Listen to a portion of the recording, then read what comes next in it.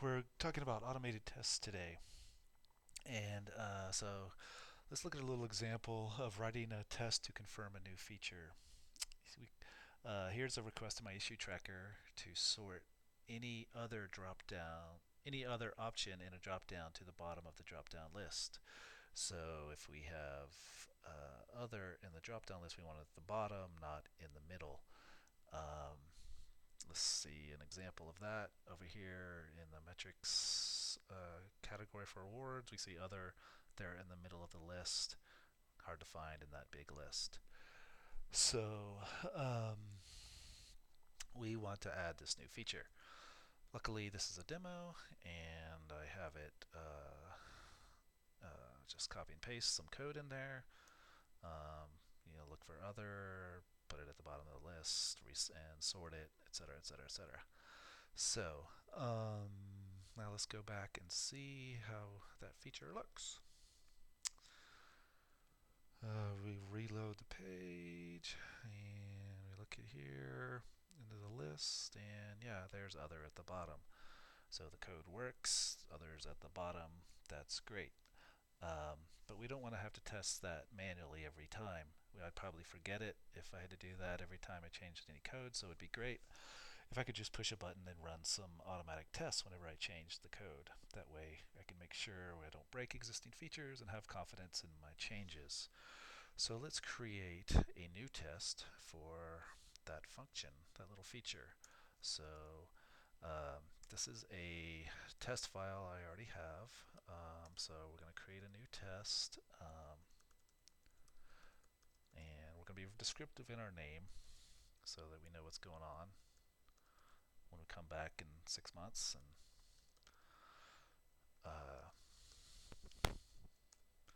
and look at this. And we are going to initially make it fail so that we know, hey, we have to come back and run the and fix this and implement this in case we uh, just get called away in the middle of this. So this little snippet here is going to run that specific test. So I run it. Ooh, failed, failed. I assert equals true is false.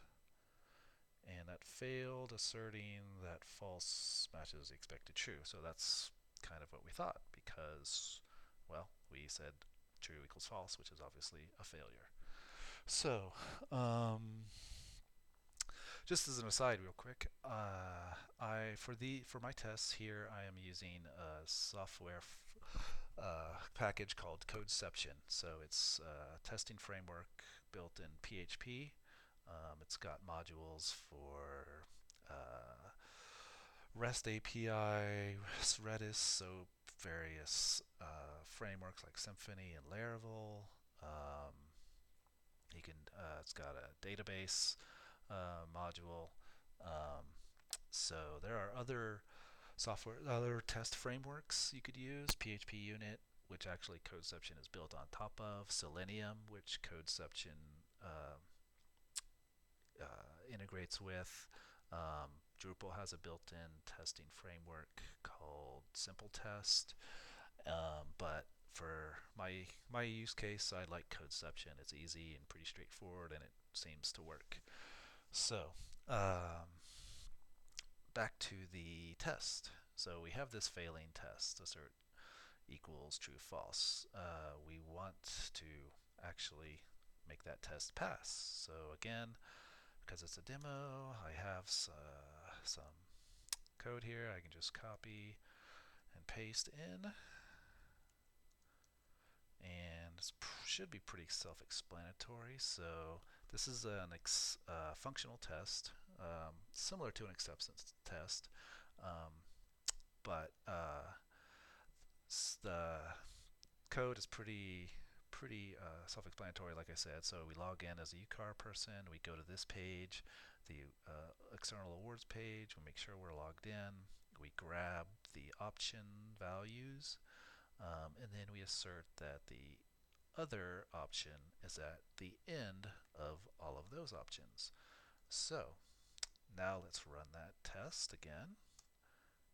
And hey, it worked. Big, nice green test there. We have an OK, and all's looking good.